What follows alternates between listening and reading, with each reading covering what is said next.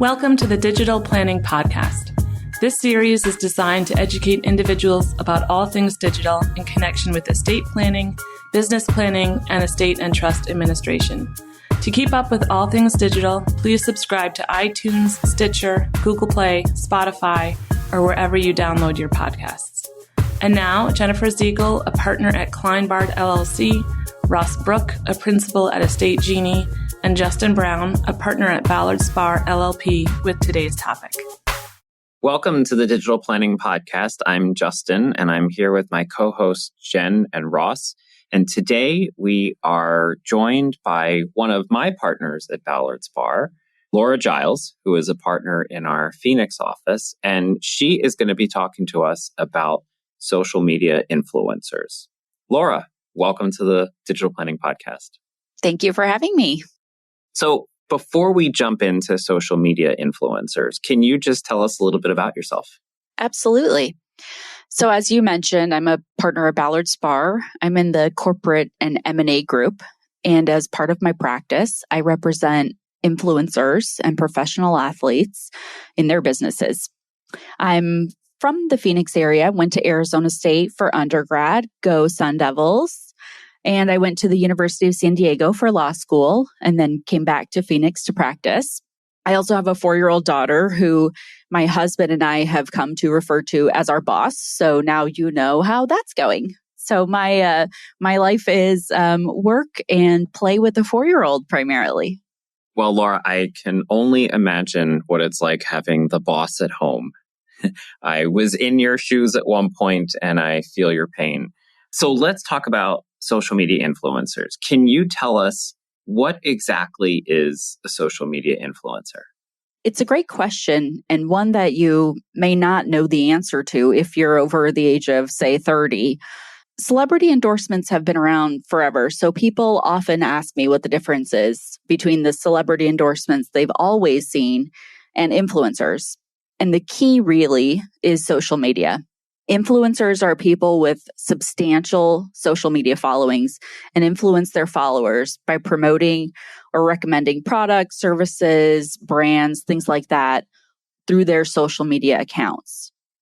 So influencers can range from the mega celebrities that you typically think of, like Cristiano Ronaldo, the reigning king of Instagram, down to nano influencers with very niche, small followings that are still important to companies, and they're in every industry. So the real key for influencers to remember is just that their power is through social media. And are there any specific types of social media that people tend to focus on, or that you tend to focus on, or is it really any kind of social media? That is really dependent on the company or the product or, what a company who's hiring an influencer is going for. So different niches, different industries will have followings on particular social media platforms. I would say broad brushstrokes right now, the two hottest platforms, if you will, are Instagram and TikTok. So when you think of big celebrity or athlete endorsements, typically those deals are going to be for Instagram and TikTok posts. Although companies do like to share content across all of their platforms, those two are really the focus right now. But again, you may see, for example, one company hiring an influencer to be really heavy on Twitter because that's where they know they have a really strong following just by nature of the type of company it is. So Laura, from a legal standpoint, how are you helping social media influencers? I work with influencers in a number of ways. The bulk of what I do is help them negotiate contracts for their services, whether that's for a discrete set of social media posts or a broad endorsement deal. So their agreements can really run the gamut in terms of the services they're providing.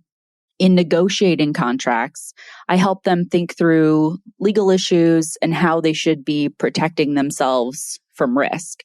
I also help them with broader business issues and goals like how they should structure their contracts, how their contracts work together for things like exclusivity that they've agreed to in some category, and how they can manage their risk profile in doing business as an influencer.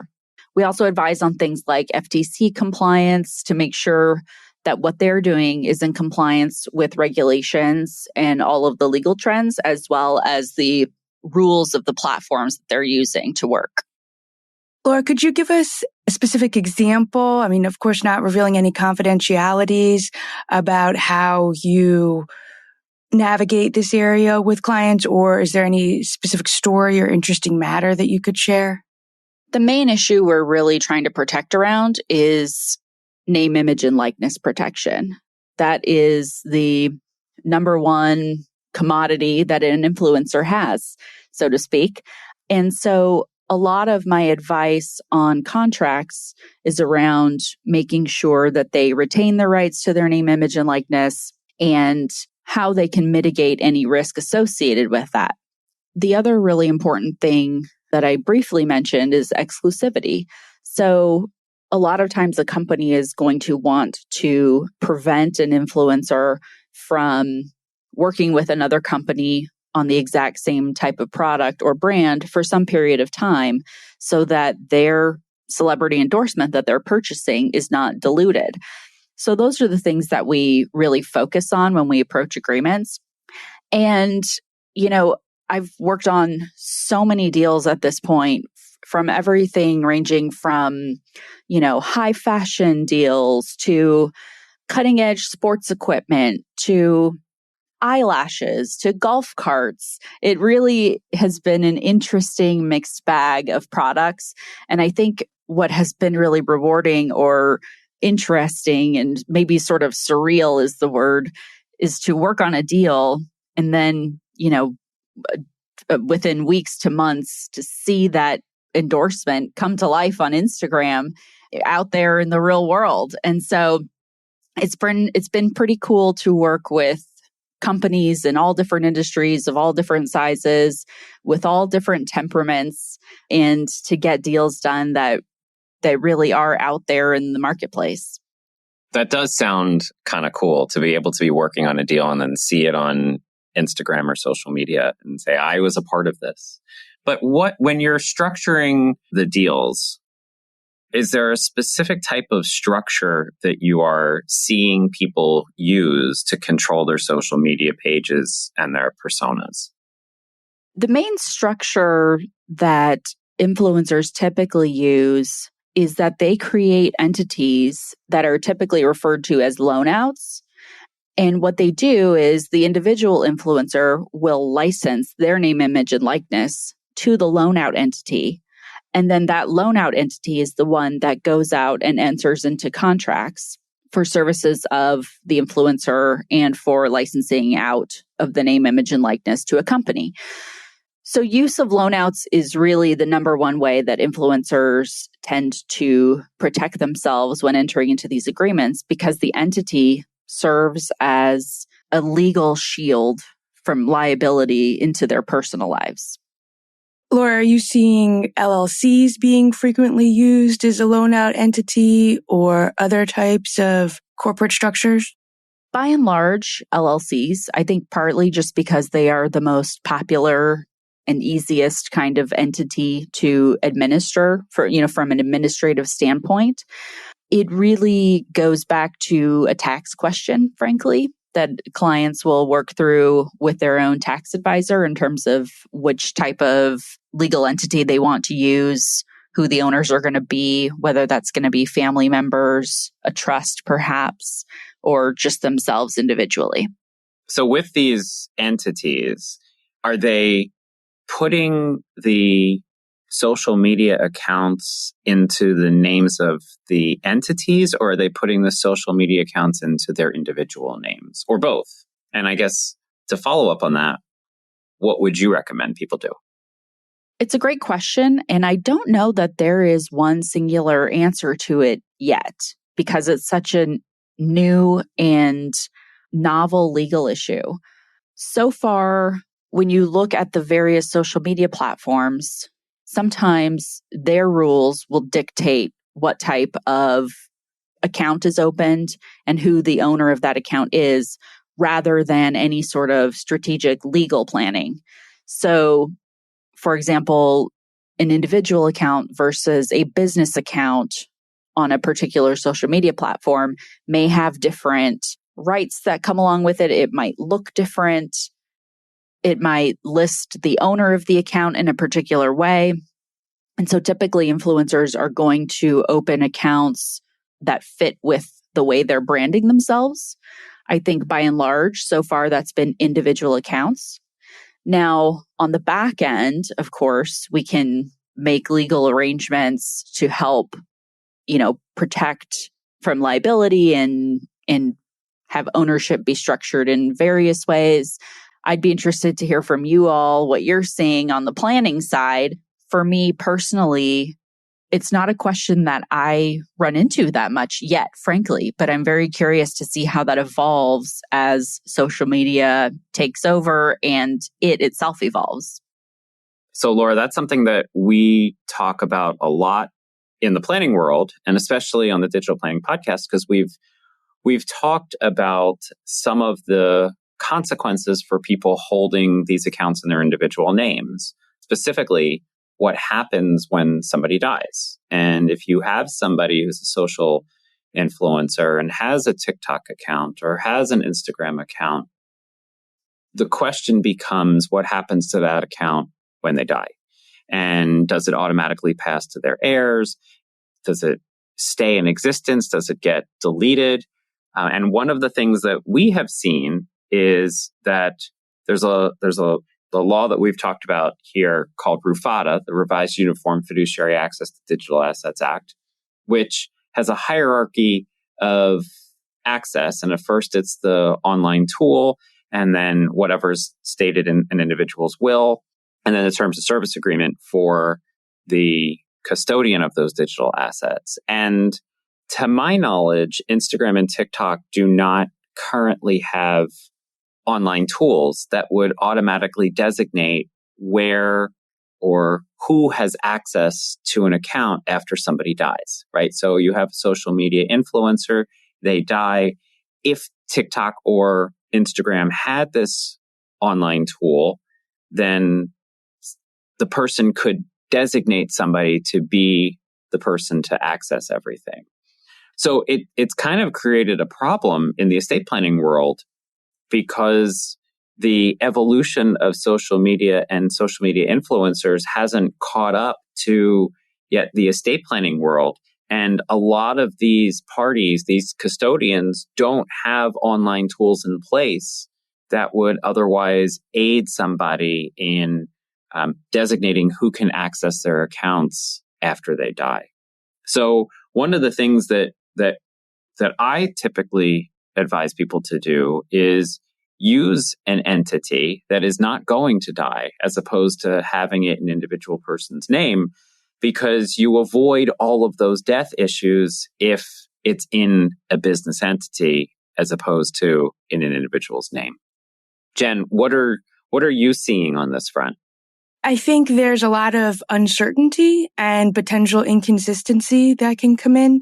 I look at online tools, which are agreements with service providers and a user separate from a terms of service agreement, that allows the user to set parameters for access or complete deletion of an account at a triggering event, which could be inactivity or death. And I really view these as akin to a beneficiary designation on like a traditional financial account, that you may be able to add a beneficiary designation, or insurance policy where you can add a beneficiary designation without all of the well-settled case law and in some states state law that would invalidate these types of designations in a variety of situations.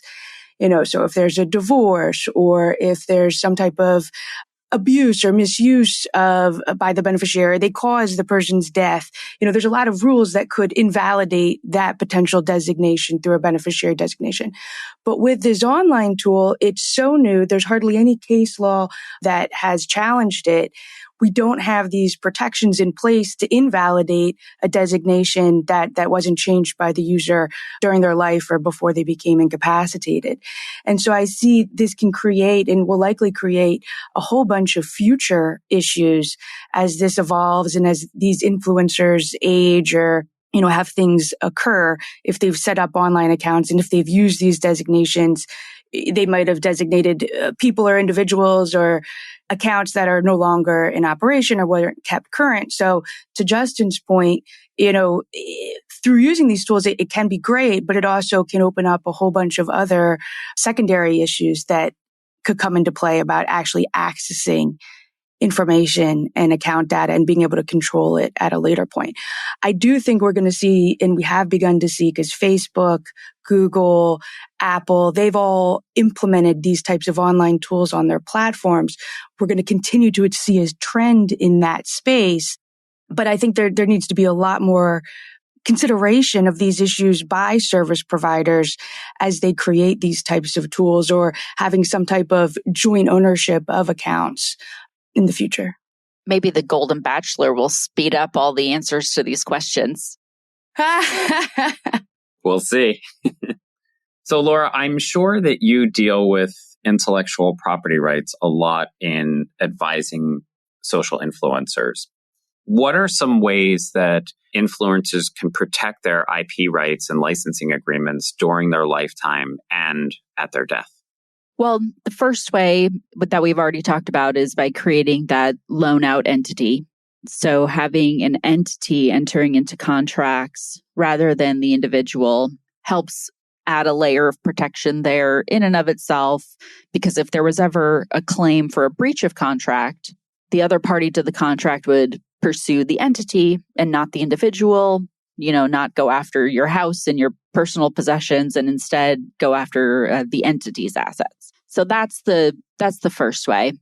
The other thing is just to be really diligent in negotiating good contracts. So making sure that the contracts are very explicit, that the influencer retains all rights to their name, image, and likeness, or the loan out company retains all rights to their name, image, and likeness. Where that becomes an issue is when the company owns the content that's being created and the content includes that name, image, and likeness. You just want to make sure that, yes, the company owns the content, but notwithstanding, the name, image, and likeness rights themselves remain back with the company or the individual. The other thing is to really make sure that the contract has a lot of good parameters around how the name, image, and likeness can be used, whether there's any other intellectual property at play, any trademarks or other forms of IP that the influencer may have, how long they can use that IP and in the content that's being created. And so just making sure all of those usage rights, approval rights, and all of those things are really well laid out in the contract is key. So not for your clients, of course, Laura, but do you see any really common mistakes that people who are new to this space and new to their new status as a social media influencer, common mistakes that they're making if they don't have counsel? I think the main thing really is just that a lot of these contracts start out very one-sided in favor of the company.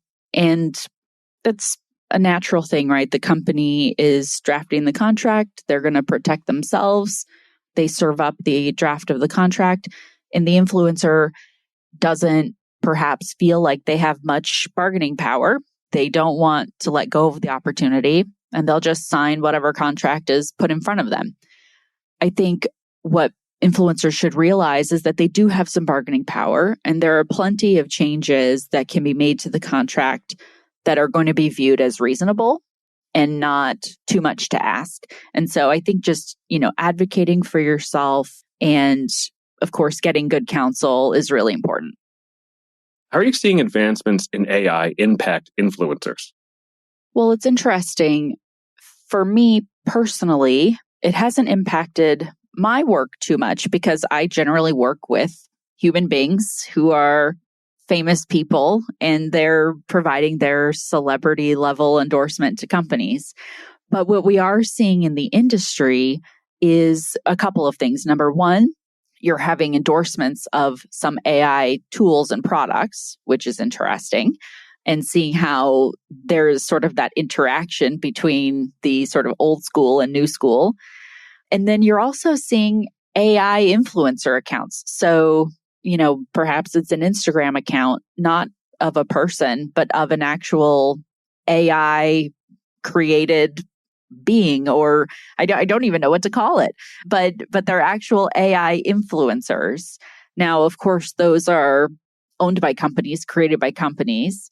And so it will be really interesting to see how that evolves. We've not gone down the legal path of representing AI, right? So it's just such a new space, and will be super interesting to see how it evolves in the influencer industry.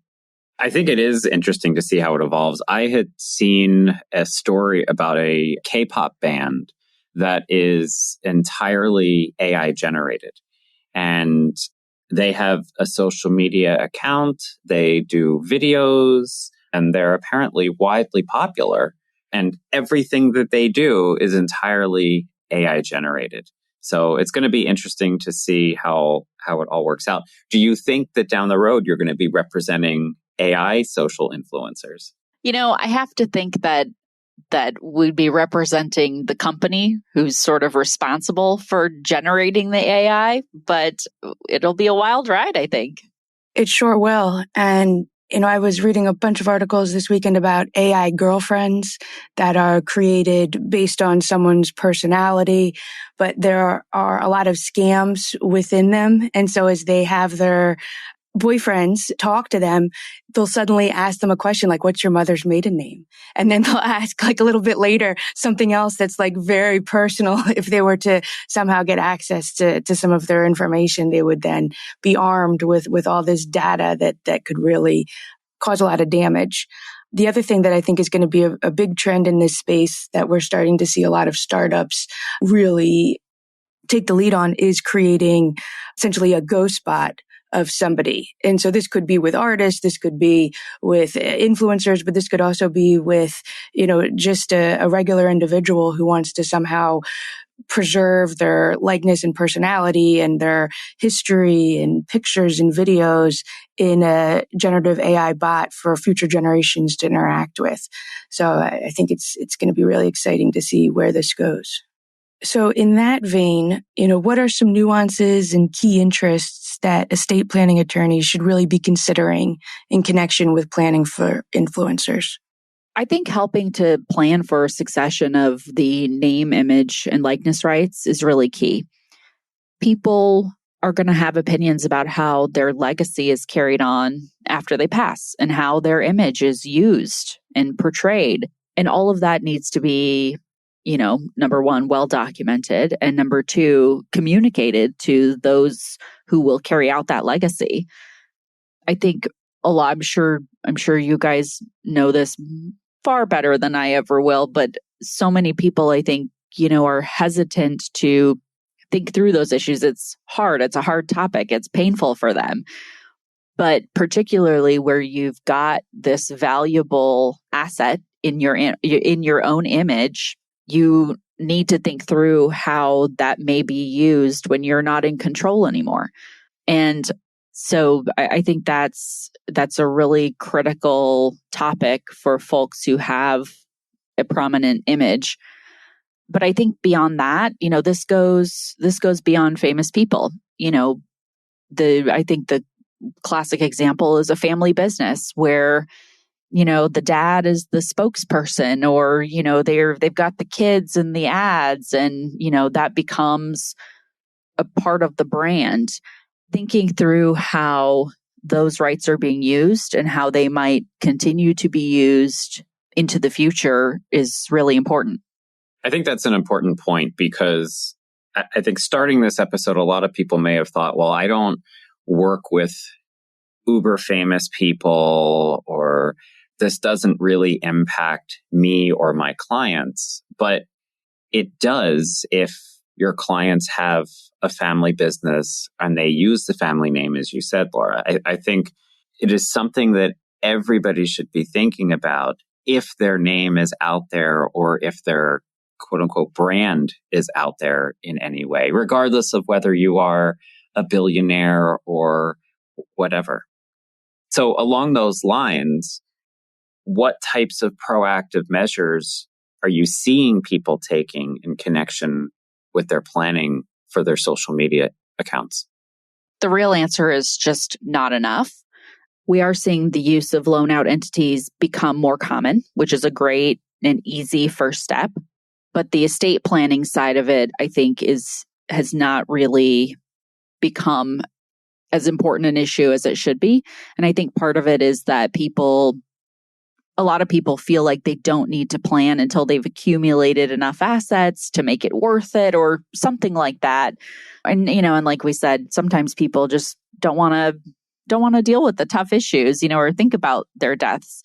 So I think, the more we can sort of destigmatize that and make people aware of how important these issues are, the better, because I just don't think it's being addressed enough.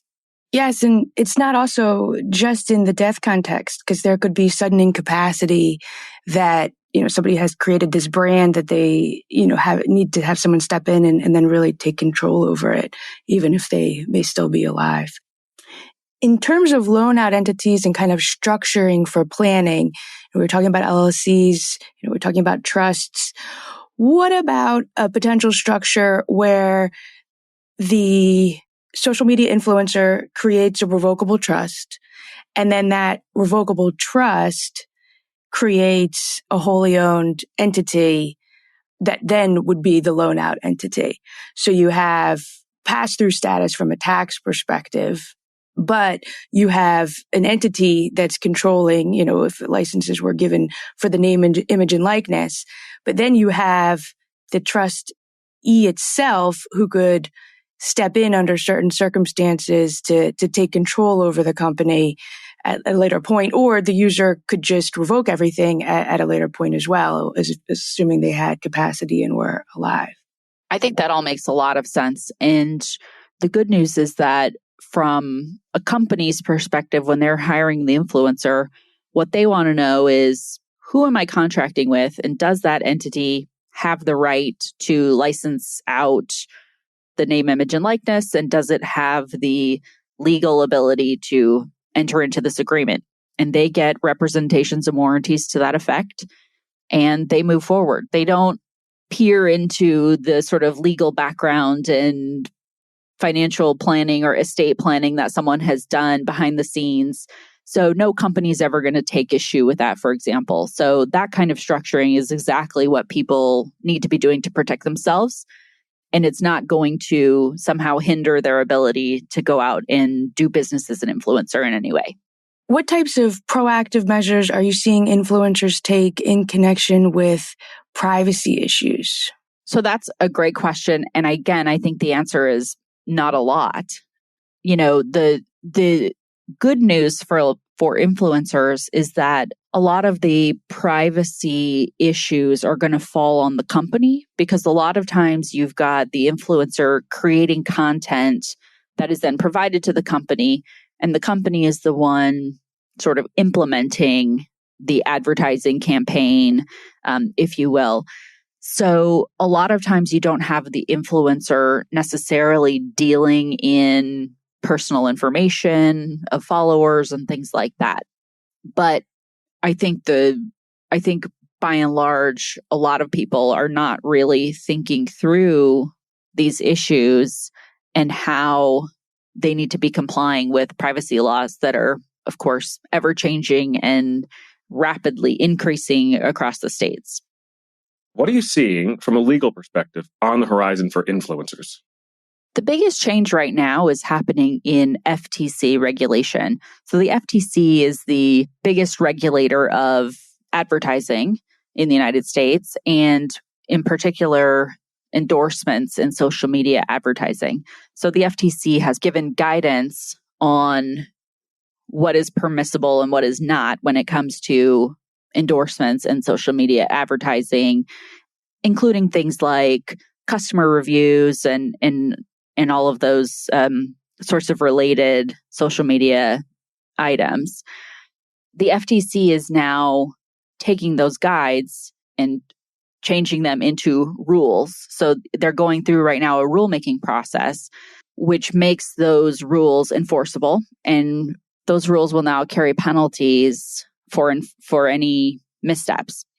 So it will be interesting to see, number one, what those rules look like when they're enacted. And number two, who's going to be liable? So is it going to be the influencer?